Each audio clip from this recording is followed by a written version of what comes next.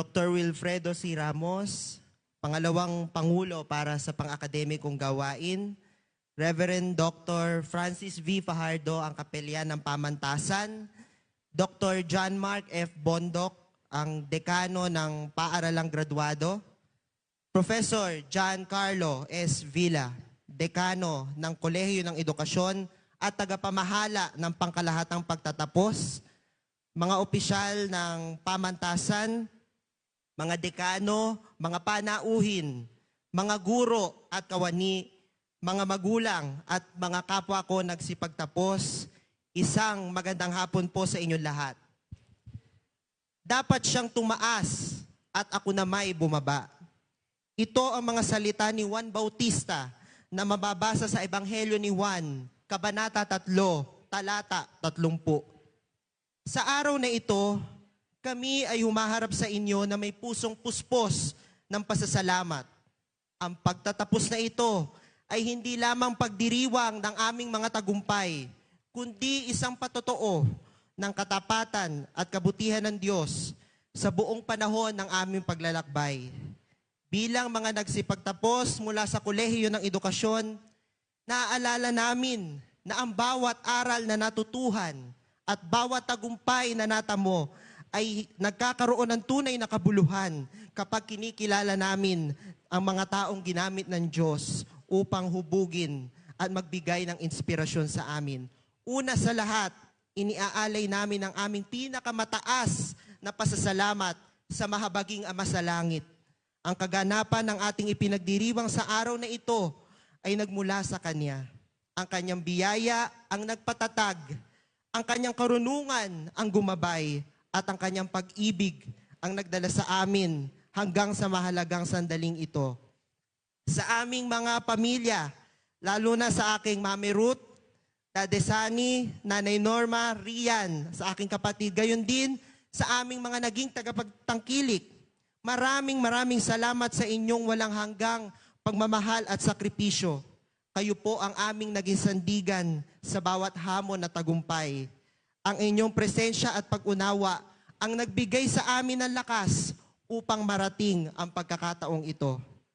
Sa aming mga propesor, sa pangunguna ng aming tagapangasiwang dekano, Dean JC, kasama sina Doc Carl, Ma'am Hazel, Ma'am Ailey, Ma'am Aloha, Ma'am Tala, Doc Lucille, Sir JP Serban, Sir Jonel, at sa buong akademya at sa buong pamantasan, taus-puso po kaming nagpapasalamat sa inyong karunungan at dedikasyong humubog sa aming buong pagkatao.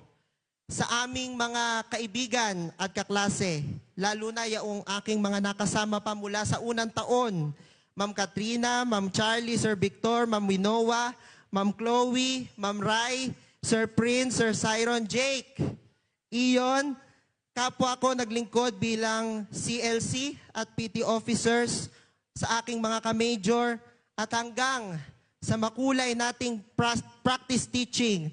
Sa best team ng Bakod Bayan, Ma'am Abby, Ma'am Ann, Ma'am Jazz at Ma'am Honey, maraming salamat sa mga alaala ng kasiyahan at maging sa mga pagsubok na sama-sama nating nilampasan.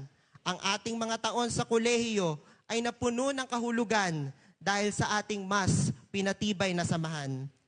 At sa aking pinakamamahal na kasintahan, wala akong ganyan. Kailan ko po kaya ito mararanasan? Ilang taon na ang dumaan, ay single pa rin ang aking status sa barkadahan at lipunan. Marahil, mayroon ngang tamang panahon na sana ay matanaw ko na ngayon. At sa lahat ng naging bahagi ng aming tagumpay, bagamat hindi namin mababanggit, isa-isa ang inyong mga pangalan, naway malaman ninyo ng inyong kabutihan, suporta at mga panalangin ay nag-iwan ng hindi malilimutang bakas sa aming buhay. At ito, sa ating pagharap sa bagong yugto ng paglalakbay, naway lagi nating alalahanin na ang mga pagpupunyaging ito ay hindi para sa ating sariling kapurihan, kundi para sa kalwalhatian ng Diyos na siyang nagkaloob nito. Patuloy nawa nating isabuhay ang mga salita ni Juan, dapat siyang tumaas at ako na may bumaba. Habang tayo ay nagsisikap piliin ang tama kahit iilan na lamang ang gumagawa. At bilang maguguro ay magsilbing mga tinig na sumisigaw sa ilang na nagtuturo sa sambayanan kay Jesus, ang dakilang guro. Muli, maraming salamat po at naway pagpalain tayong lahat ng poong may kapal. Pagbati sa ating mga nagpagtapos mula sa Kolehiyo ng Edukasyon para sa ikalawang semestre na taong pampanuruan 2025-2026. Mabuhay ang sintang pamantasan ng Wesleyan, mabuhay ang bawat Wesleyanian.